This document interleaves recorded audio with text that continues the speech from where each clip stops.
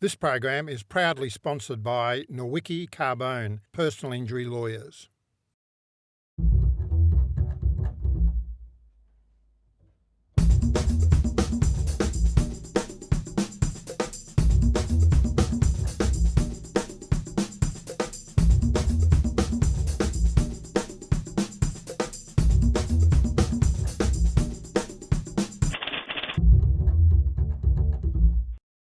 Welcome to Conflict of Interest. I'm Greg Barnes, she's Sophie Black. Tonight we're talking about the Rudd government's controversial announcement earlier this month to spend $43 billion rolling out a broadband network for Australians, which is going to go throughout the breadth of the land, starting in my sometime state of Tasmania, sometime in the sense that I sometimes live there, starting in Tasmania I think later on this year. This has been a very, very controversial issue though, Sophie. I mean, it seems to be for every person who thinks it's a fantastic idea, other people think it's wacko. They do, and I think everyone across the board was taken by surprise by this announcement. I don't think anyone expected such an audacious plan from the government. It's a huge amount of money. It's to be rolled out over 8 years. Now, originally when the Howard government announced this process, we should have already started building the thing by now. So this is a real rewriting of the entire communications policy. It's the biggest thing in communications in the last 20 years. Well, what it does do is it cuts Telstra out, effectively. It will increase, or it's supposed to increase, internet speeds of up to 100 megabytes a second, which is about 100 times faster than they are now. One of the issues, though, of course, is that small towns are going to miss out. I think it's towns with a population of over 1,000 people will get it. Now, I can tell you in Tasmania and here in Victoria, there are a lot of people living in towns and villages with less than 1,000 people. I mean, it's quite a considerable number of people. So it sort of creates, I mean, towns like Mortlake, Coleraine, Kinglake West, Red Hill down on the Mornington Peninsula. There's a whole stack of them who fall into this category. So there's that gap. The other issue, the problem I have, and we're going to talk tonight to Chris Berg from the Institute of Public Affairs, who's a Sunday Age columnist, and I'm going to ask Chris about this, but one of the things that does concern me is that where does this figure of $43 billion come from? Where does it come from? The taxpayer. For the taxpayer. You and me, the taxpayer. That's as right. always. With the government owning, I think, 51% of the company that's going to be established. So we're back to the old days of for those viewers who remember the PMG. You wouldn't remember, you're far too young. No, I have no idea what you're talking Postmaster about. General's Department, which was before Very Whitlam. Before Whitlam created oldie. Telecom in 1975 or 74. What's Telecom, Greg? Well, Telecom was before Telstra. But it's one of the other issues which has emerged from it is whether or not it's actually going to be delivered, because $43 billion is an enormous commitment for a government, for any government, over 8 years. I mean, this project will be going long after we've seen the last of the Rudd government, presumably. After Kevin's had one too many tantrums, yes. And, everybody's resigned and left him. Absolutely. The other issue which emerges for me, of course, is whether or not we're locking ourselves out of other technologies.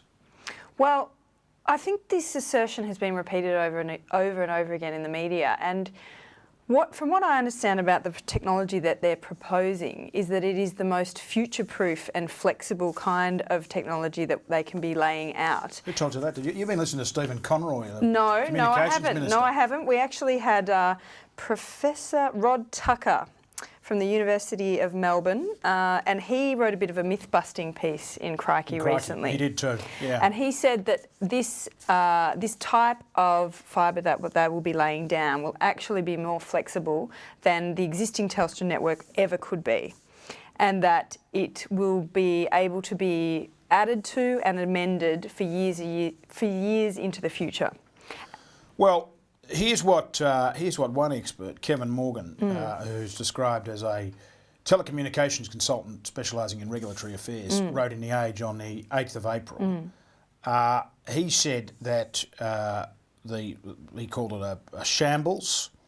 He says it's a cynical $43 billion plan to deliver fibre to the home that will damage the prospects for any large-scale deployment of this much-needed technology in the foreseeable future. And he says it's essentially all about getting back at Telstra.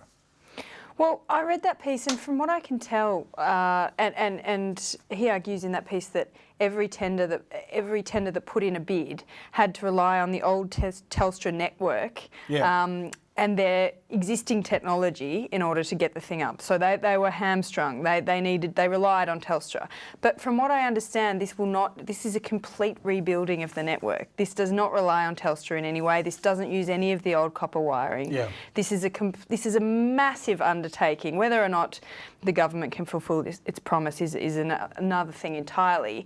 But they're promising a lot, and from what I can tell, it can't be a bad thing. Of course, their motives aren't necessarily completely pure. It comes down to politics in the end. They've managed to screw Telstra royally, which everybody by will doing love. this, and they also get to use the fantastic buzzword of infrastructure and nation building. Kevin Rudd can talk about nation building to his heart's content. Kevy's now Exactly. builder. This is up there with the Harbour Bridge and Snowy Hydro scheme and all Kevy of those tells us. sorts of things, and it's about job creation.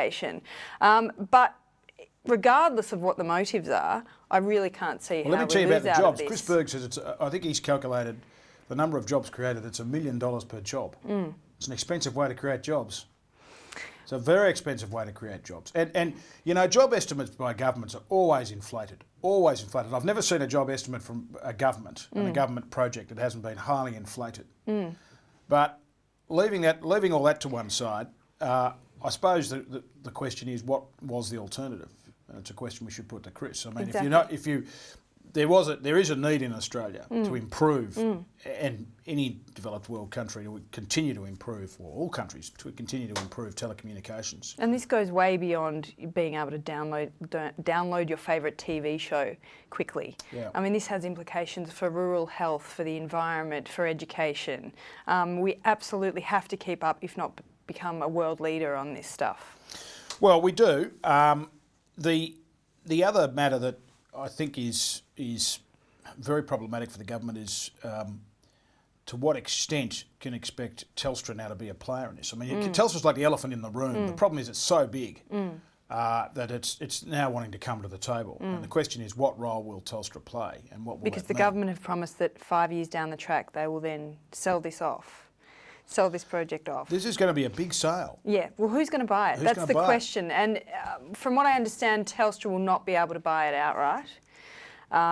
But some people say that they won't have any takers because it's not a money making. Well, Broadband I mean, that's the by other point. itself Is not money making. Is not money making. It's a bit like railway tracks, which is sort of, you know, the railway tracks over long distance apparently make money. Over short distances, they don't make money, and you know that's why governments have been relatively unsuccessful in selling off railway track.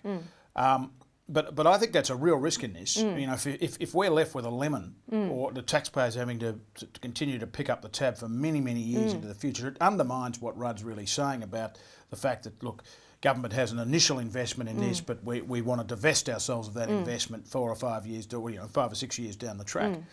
It may or may not happen. We don't know what the world telecommunications market's going to look like in 5 or 6 years. It's a fast-moving market. Absolutely. So Maybe we've got to bring back Sol Trujillo, and Sol should run it.